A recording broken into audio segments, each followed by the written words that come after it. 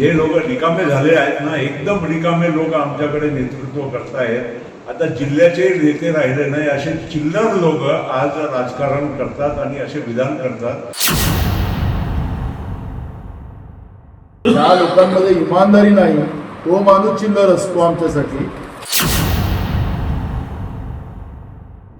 गेल्या 13 वर्षापासून आपली सत्ता होती या ठिकाणी आणि नाना पटोले अवघ्या काही दिवसापूर्वीच गोंदियात आले होते आणि त्यांनी म्हटलं की यांनी ही बँक पोखरून काढली आहे, शेतकऱ्यांना अक्षरशः लुटलं आहे असा आरोप केला त्यांनी। मी कोणालाही उत्तर देण्यासाठी इथे बसलेलो नाही। बँक कशी चालली आहे ते सगळ्यांना माहीत आहे।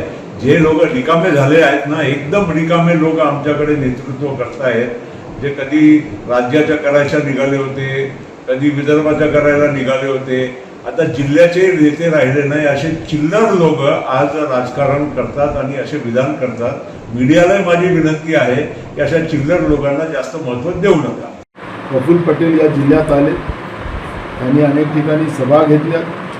मीडियाला पण त्यांनी सांगितलं की आम्ही चिल्लर लोकांच्या बद्दल बोलत नाही, आम्ही त्यांच्या प्रश्नाचं उत्तर देणार नाही। या जिल्ह्यात शेतकरी हा जो वर्ग आहे, मी स्वतः शेतकरी आहे, शेतकरी हा चिल्लर असेल तर मग शेतकऱ्यांना मतं मागायचा अधिकार यांना काय आहे? शेतकरी हा इमानदार आहे।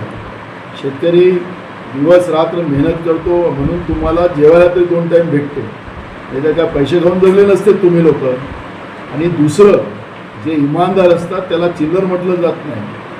आज जे काही विमान घोटाळा जो झाला आणि 2011 आणि 12मध्ये जो एजीचा ऑडिट करा आला, त्याच्यामध्ये या घोटाळ्यामध्ये कोण सामील आहे हे त्याच्यात स्पष्ट झालेलं आहे। आणि अहमदाबादमध्ये परवा विमान जे क्रॅश झालं ते कोणाच्या काळात विमान घेतलं गेलं होतं त्याची माहिती त्यांनी द्यावी ना। आणि टाटाचा CEO तो फक्त 3 मिनटं त्या झालेल्या दुर्घटनेबद्दल बोलत होता, पण हे जे ज्यांना काही तज्ज्ञ नाहीत त्याचे, त्यांना माहिती नाही हे, पण त्यावेळेस त्यांनी विमान घेतलं आणि या विमानाचं पाप आपल्या अंगावर येऊ नये म्हणून हे 30-30 मिनटं प्रत्येक मीडियाच्या समोर बोलत होते। काय गरज होती? म्हणून तुमच्यामध्ये दम असेल, तुम्ही बेईमानी केली नसेल तर तुम्ही तो एजीचा ऑडिट करा 11-12चा तो जनतेच्या समोर दाखवावा।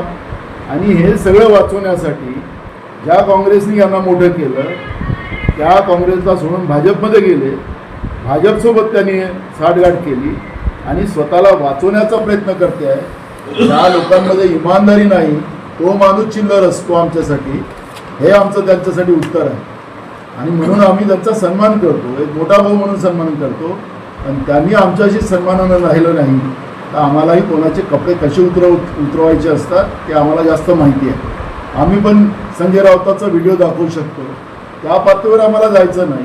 पण ज्या पद्धतीनं ते वक्तव्य आमच्या विरोधात करतात त्यांनी त्याला सांभाळलं पाहिजे, नाही तर संजय राऊतापेक्षा जास्त मला बोलता येते एवढं त्यांनी लक्षात घेतलं पाहिजे। तुम्ही काय 15 वर्षात 18 वर्षामध्ये या बँकेमध्ये उजेड पाडला ते सांगा।